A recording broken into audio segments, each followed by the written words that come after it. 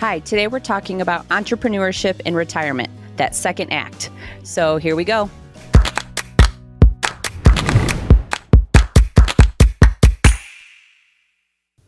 So today we're talking about entrepreneurship in retirement. I think it's really kind of the second part of that is like the second act, right? So not, as we've talked so many times, retirement isn't just go sit on a rocking chair and sit on the porch and don't do a whole lot, right? It really can be a time of vibrancy and fun and all that kind of stuff. So.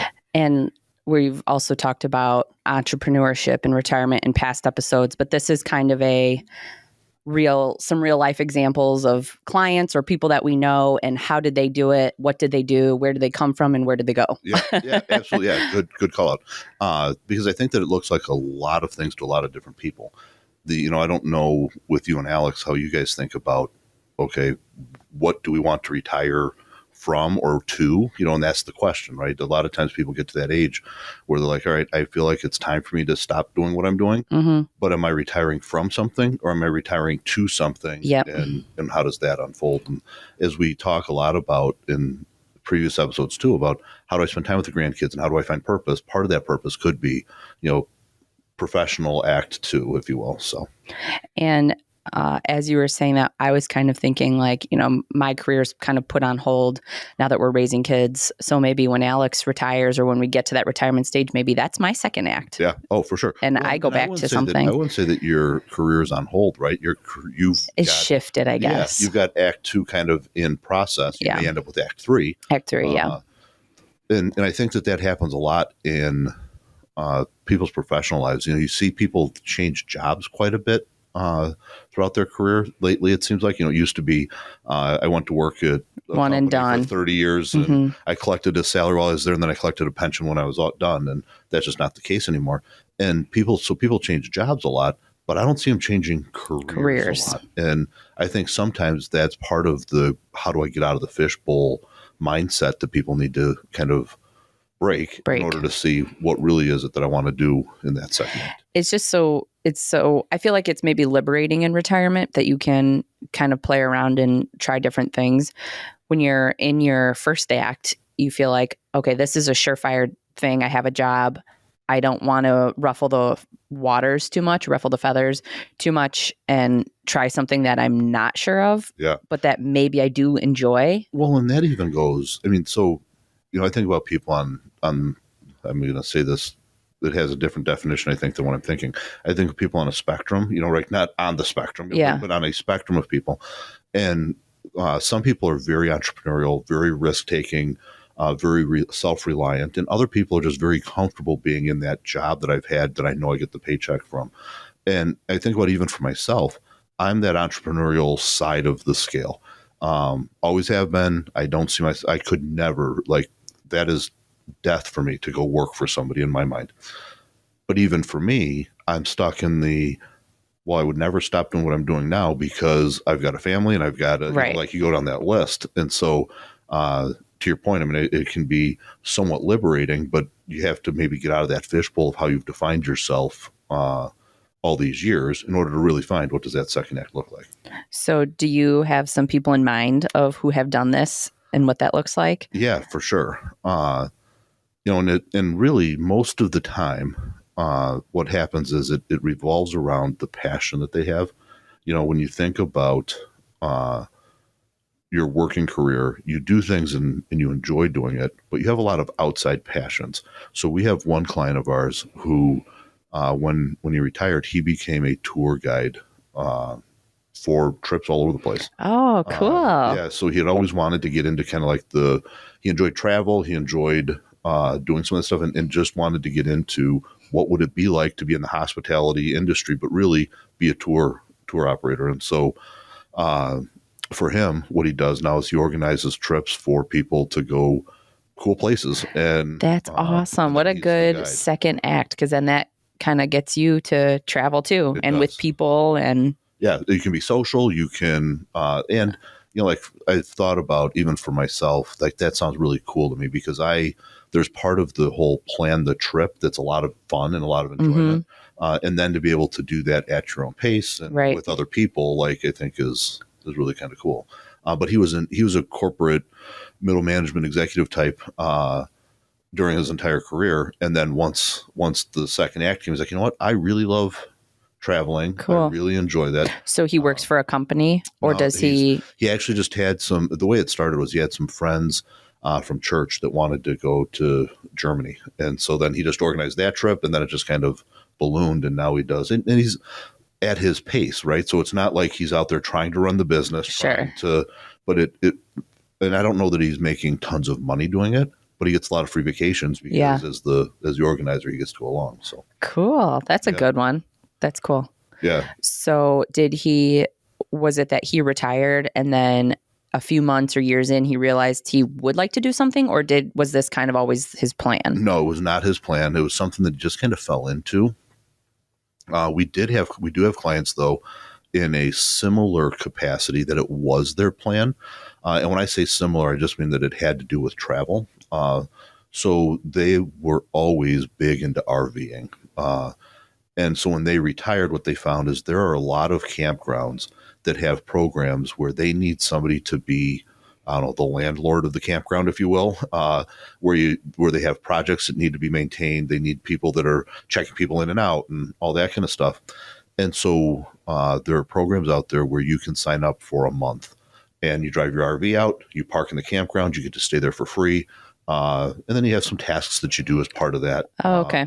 But then it was very similar in that now they got to meet lots of people that are coming in and out of the campground, got to be social. They had the opportunity to travel to places maybe they wouldn't have traveled because maybe they wouldn't have chosen. Duty calls. Yeah, that's right. Yeah. And so again, it was a way for them to take their passion, something they could have never done while they were working, and turn it into some fun, in retirement. Cool. That kind of makes me think of somebody else that we know retired. Kind of wasn't her plan to work after retirement, or she didn't know if she was going to like it or not. Yeah. And then after she retired for a few months, she thought, okay, I do want to keep working. So she was looking into working at like a Marriott. Oh yeah. So that she could get kind of some of those stays, some of those perks. Yeah. Yeah. And that it could be kind of at her, part-time, whatever, just to get out and do something, but then also kind of get some perks with it. I thought a lot about about your career path, and maybe this isn't how you ended your career, but how you started it. Is that Maui Gym? I don't know if you call it sales rep or whatever your title was. Yeah. But that was a pretty sweet gig. It was really sweet. If I was retired, might be a lot of fun, which, maybe you can just talk about that a little bit. Yeah. I had an internship in college that required me to take off of school for a semester, but then I traveled with their corporate gifts department. So they flew out their the sunglasses got shipped to a destination, and then I met the sunglasses at that destination, and companies would purchase sunglasses for their employees, typically for like their best sales reps or whoever met this quota, as a gift at like a sales incentive trip. So I would meet the sunglasses there, I'd set them all up, and then people at their events would just get to come and try on and pick out sunglasses. We'd bill them for whatever they picked, ship the sunglasses back, and then I'd meet the next sunglasses at the next destination. So it was labeled a road warrior, 100% travel. I was home like 2 days a month for about 5 months. Yeah. But I think about if I'm in a position where I'm looking to do a lot of travel, I want to, and because they usually don't send those top salespeople to terrible places. Right? Like it's some pretty fun in the sun kind of place. But maybe just beware, you will never want to go to any lower class resorts after this job. After you're used to like being in the Ritz all the time, it's hard to go back. It's hard to go back. But sure. That was a cool experience too. That there's lots of companies out there that have similar types of that maybe isn't 100% travel, because that probably is for 21-year-olds, but some kind of travel component. And I think that some of those things are really as I think about, how do people think through that process, and how do I decide? Do I have a second act? Do I not? What does that second act look like? I think we can be pretty methodical with it as we talk to clients. And some of those basic questions that we start with are, am I doing this because I need an income? Or am I doing this because I'm fulfilling a passion or a desire? and what we've been talking about up until this point is kind of those clients that answered, I have a passion or desire that I like to fulfill. Along that same path, I think about, I shared in a previous episode that I'm taking pilot lessons. And so there are people there that's what they did. They worked, they were a pilot. And then when they wanted to retire, they enjoyed flying. They wanted some extra income. And so now they're certified flight instructors. So they're teaching other people how to fly. Gives them time in an airplane, gives them some passion and some extra income. That was something they liked to do. But then for people who start answering that question saying, I need some income, and maybe I don't feel fulfilled greeting people at Walmart or working the drive-thru at McDonald's, something like that. What we find is that there are a lot of options for, it depends on what industry you're coming out of, but there are a lot of options for you to become your own boss in the industry that you are already in. For example, we see a lot of times, let's use the middle management, I'm a director level somewhere, type of person. There are a lot of times that those folks think that when I retire, I have to fully retire. A lot of times if they go talk to HR, they can start to come up with and say, this is what I like doing about my job. This is what I don't like doing. And there's many times when we see kind of hybrid roles that are created that allows that person to maybe work Tuesday through Thursday, still have 5-day or 4-day weekends, and then have some flexibility and only be doing the tasks that they like to really do, like, getting rid of all the tasks that they don't. Well, and it's in their best interest to keep their brain power absolutely employed, Yeah, and the company's many times happy because they free up salary space to go get somebody else. They don't need to generally give this person full benefits because we're working part-time. So there's a lot of wins in it for the company. And if I'm in that position where I'm saying I want to be able to do more things and to maybe retire, more things outside of work, but I also need the income, that's one way to do it. The other thing we see frequently is people staying within their industry, but doing it as pseudo self-employed. So use that same director level person. They have built 30 years worth of contacts in their industry. It's not uncommon for them to start reaching out to their friends in the industry and saying, hey, I'm looking for some consulting work in this area. The engineer can pick up consulting work on the side. And the companies that they're picking that up with, again, are very happy because they're able to get a seasoned person, typically for less than they were going to pay the other firm to do that work. And the person doing the consulting is probably getting a wage higher than what they were as well. It's like everybody wins. So it seems like there's paths within your industry, but then also just kind of like you said, are we following an income or are we following a passion? And seems like there's a couple lanes. There are. And even like, you think about the trades. I talked about people that are like this director level, middle management. The trades have been able to do this for a long time. The person that is ambitious can all throughout their career work side jobs, take on extra work. Well, when they look to transition out, that can look to do exactly what they want. And so we have a client of ours who owned a business that was in the trades and it was mostly home building types of work that he was doing. And so he did everything from frame a house to finish house. I mean, he did a lot of carpentry type of work. Now in retirement, he only installs doors for a door company.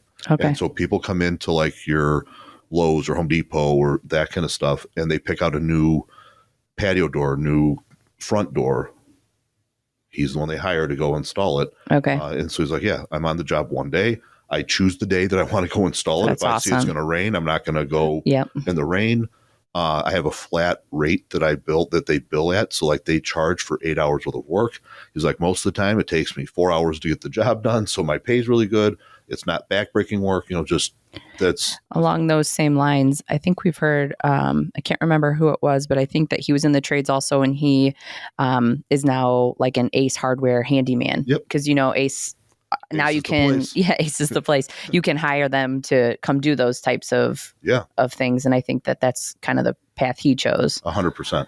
And so it's like after that first question of, am I doing this for a passion or am I doing this for an income? Then you can start down that path of saying, okay, well, if it's for an income, what are my non-negotiables? So what days of the week do I want to work? What don't I want to work? Do I want to be free to disappear in the wintertime or not? Just those kinds of things. And I think about all the seasonal work we have, especially around here. Mm-hmm. And thinking about, so in the summertime, maybe I'm a golf starter at a golf course. Don't make tons of money, but I like golfing. And then I, in the wintertime, disappear and go golf in other places. Yep. I'm imagining myself in this scenario and how you were talking about non-negotiables. And I know myself, and a trap that I always fall into is I think I'll have kind of a list of non-negotiables, but then somebody tells me they want me and those negotiables are out the door. Yeah. And just because somebody wants me, I'm like, oh, you're right. Yeah. I just want to be needed so bad that those negotiables are suddenly very negotiable. Yes. Yeah, for sure. And then I would find myself, needed, right? Everybody wants to feel that. And I would find myself in these scenarios where I picked something that didn't actually fit. And then now 6 months later, it's like, oh, shoot, I had these non-negotiables for a reason. So maybe by the time you get to retirement, you don't have those feelings anymore. And I think that's just human nature, right? Because even think about you and Alex going through this whole house buying thing. You're probably setting up some things. You're like, no, I need this and I have to have that. And then you see this house that's beautiful. I know. Like, I can make it work. I can make it work. Yeah, exactly. Yeah.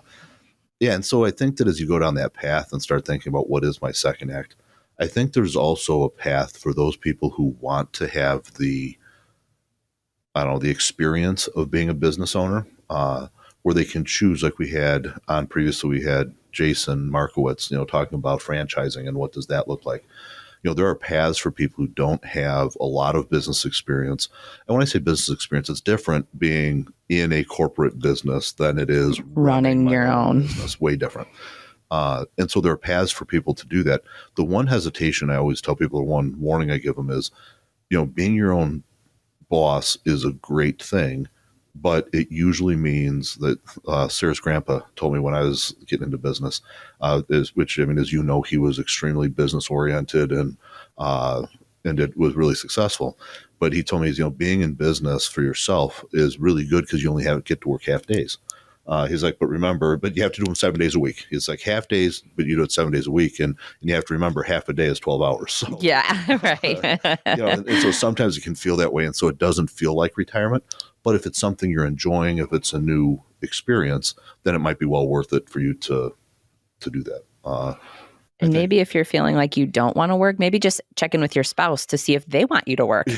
Yeah, exactly. Well, and that's what we're seeing a lot of. So I had a really good friend of mine who was in his 80s, and he was, again, a successful business guy. And he had a strategy where he looked specifically for retired guys that were in business before. And he was like, there was a lot of guys whose wives want them out of the house. It's like, I can get them to come in and do some work for me. So yeah, 100%. And so I think that second act, it really starts to come down to what is it that I want to do? How do I want to go about accomplishing this? Do I have to do this, or is it a desire to do this? And as you start answering some of those questions, that's when you can start making some decisions around, this is right for me. So we are having a little bit of a shorter episode today. So I guess let us know if you prefer a shorter episode. Yeah. I think we're open to all kinds of suggestions, right? We could bring back the mailbag in the future. Yep. We can look for topics. This series is part of a series that's around entrepreneurship or second act or how do I live fulfilled in retirement. But if there are other topics, we'd love to talk about those too. Working in retirement. All of it. Yeah. All of the things. Next up might be baking in retirement. Who knows, right, Katie? I think that's definitely in everybody's retirement. Wait, Katie, why did I see that the most voted for topic was shopping in retirement? Was that Katie's list? That might be my list. Might be a lot of people's list. We don't know. We don't know. So for more resources, head to our website, pv-wp.com. Until then, be well.